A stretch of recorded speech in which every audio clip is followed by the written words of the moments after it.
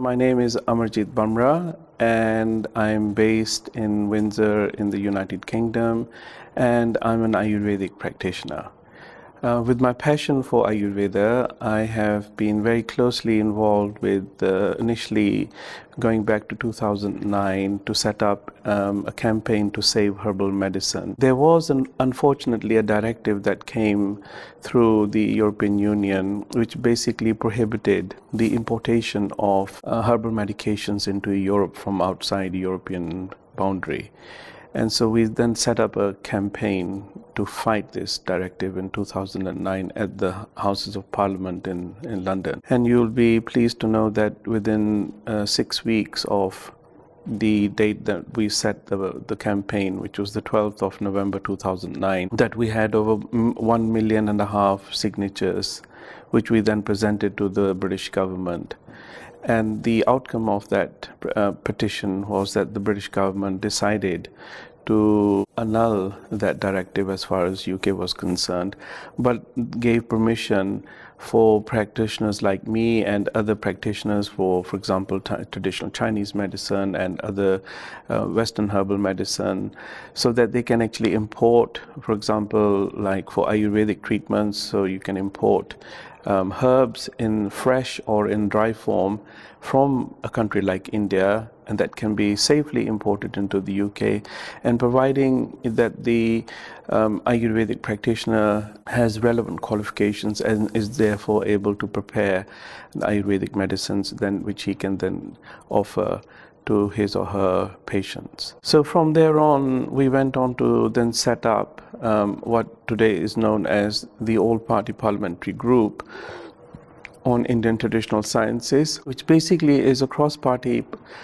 parliamentary group from both houses of Parliament in England, encompassing over 24 members. And I have the privilege to administer this group.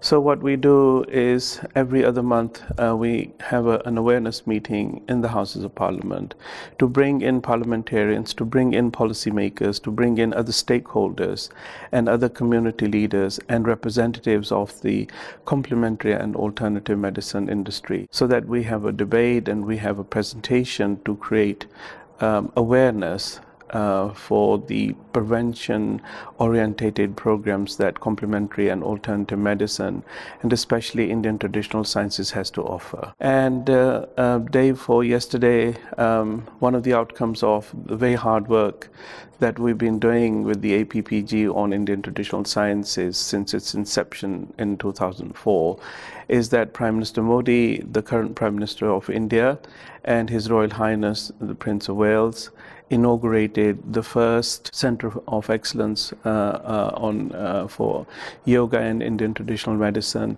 in London, whereby we will now have research-orientated programs running at this research centre, which is part of the NHS England program.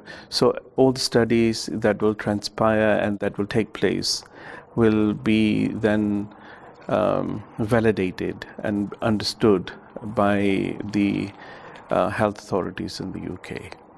In the West, the choice for becoming vegetarian or vegan is really a lifestyle choice. So we have almost 2 million vegans and vegetarians in the UK as far as the general public is concerned. But there is a great respect from the parliamentary community for the vegetarian and the vegan community. And though that they may not be practicing vegetarians, not all of them indeed, but some of them are very keen, to understand our concept and help us establish further awareness within the parliamentary community. We're now living in times where, for example, what is natural has been put into a bracket. So veganism and vegetarianism is a natural phenomenon for humans to follow on the planet. But we've been put into a bracket, so they call us vegetarians or they call us vegans. That means that whatever the rest of the human population is doing, and that's natural. So they feel that obviously, to take an animal's life and to eat it is quite natural. So it's a paradox, at this moment in time that we live in, and obviously the system, is completely geared up with a different moral ethics and values than to what we in vegetarianism and veganism and in our traditional sciences encapsulate. So it is going against the grain. I mean, going back, for example, in the 60s, when my parents and our family moved to the United Kingdom, it was almost unthinkable, to promote vegetarianism, and we were labeled as cranks. But now, when you look at where we've arrived in the last 40, 50 years, it's colossal. The amount of work that has been done, by the vegan and the vegetarian fraternity is immense. But we are still not out of the woods yet. There's a huge amount of work that needs to be done. I just hope that, all of us stay committed to our cause and keep on working hard as we have been. Now there is so much evidence, in what's happening in abattoirs, which are slaughterhouses, where these poor animals are killed for human consumption.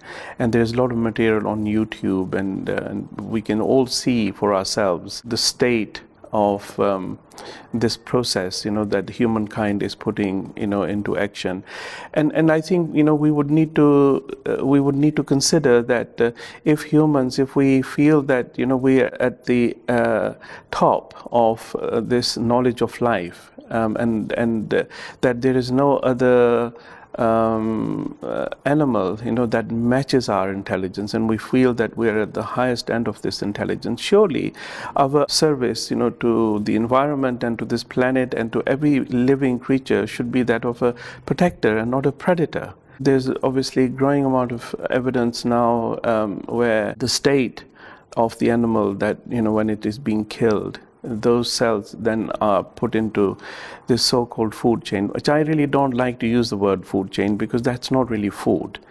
So we have to think of a word that we can really describe that as an alternative to food. And that obviously comes into the system, into human health. And in Indian traditional sciences, we say you are what you can digest. And unfortunately, when you're eating products of that nature, and it takes a long time for the metabolism to process all those products, and obviously are not of any real benefit to human diet.